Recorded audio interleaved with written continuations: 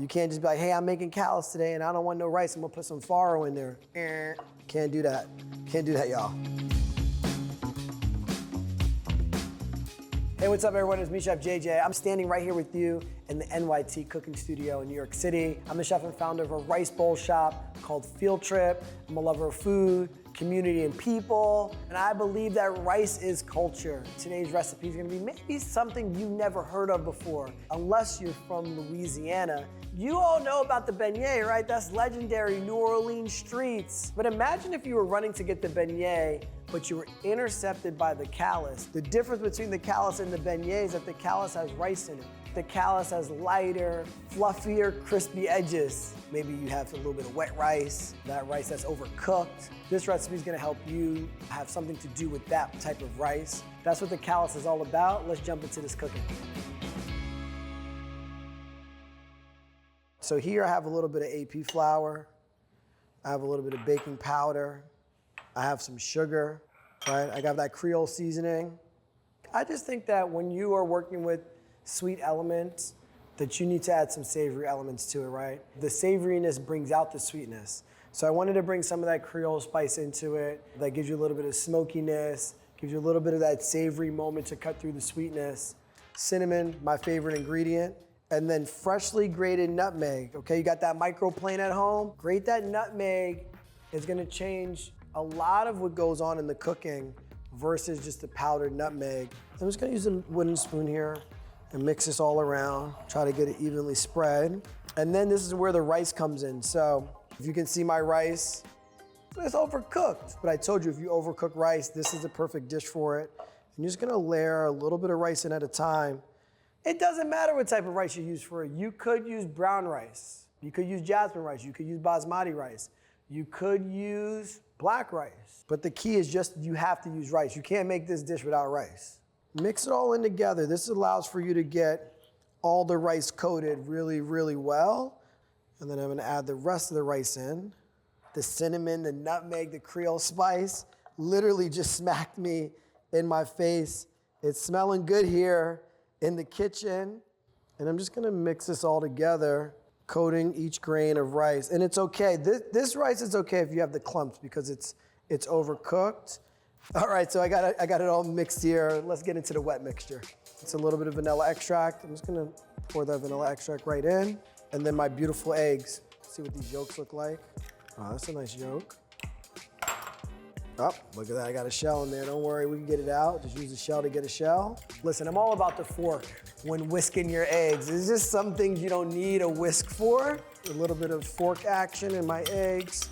I want to incorporate the whites and the yolks really well and get a little bit of air in there. And then we're just gonna pour it all the way around. In a lot of cultures, people only have rice, right? It's the most consumed ingredient.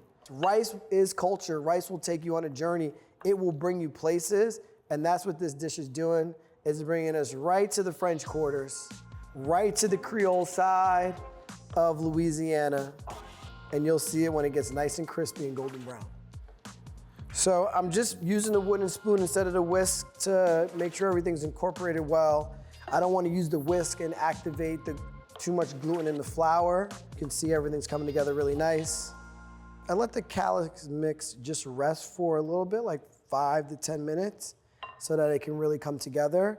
You could definitely make this ahead of time, stick this in your fridge, pull it out, let it come to room temperature. Just some good things you need, mise en place that you need for frying. You can get a sheet tray with paper towels, or you can get a sheet tray with a rack. The reason why I use a rack is, in this instance, we'll fry the callus, and then I'll grab my powdered sugar and put it on top, so that I don't need to have all this extra stuff because I don't like to do dishes. And then I have just a spider. You can use a slotted spoon, but the spider's great. This is a great tool to get. And then either 1 tablespoon to use as a scoop or 2 spoons.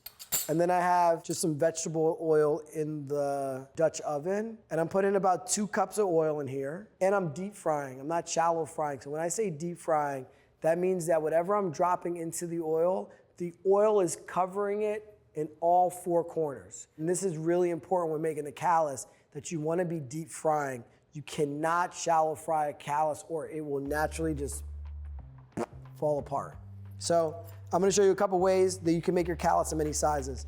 You could get in here, kind of grab the rice mixture, bring your spoon in here, and kind of drop it in on the spoon and just let it fall off. You could take your spoon and do these like fun canals, and you bring one to the other side, and then you kind of just drop it in like this.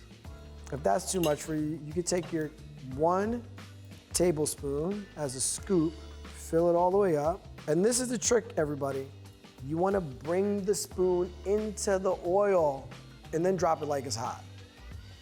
And then look, when they're done, come on, what your grandma saying when you fry? You don't need a timer. You don't need none of that stuff. It floats to the top. It's done. Okay, let's grab these two. Knock off the oil. Drop them down right here. Once it comes out, you gotta hit it with the powdered sugar right away because you want the powdered sugar to stick to the oil, just like that. Quick fun fact here, when you fry, the temperature is gonna drop. And I wanna add some more callus to it. I'm waiting for the oil to get back up to 350 degrees. And that's important because these ones will come out really good, and then as you're frying, you're like, oh, hey, why are they not getting crispy? Well, that temperature is dropping. So what I did was, I'm gonna bring this temperature up to about 370 degrees, and then when I drop in the callus, it's gonna drop it down to 350. I just love how golden brown these are getting. Ooh. Gotta hit it with the powdered sugar as soon as it comes out, so it coats really well.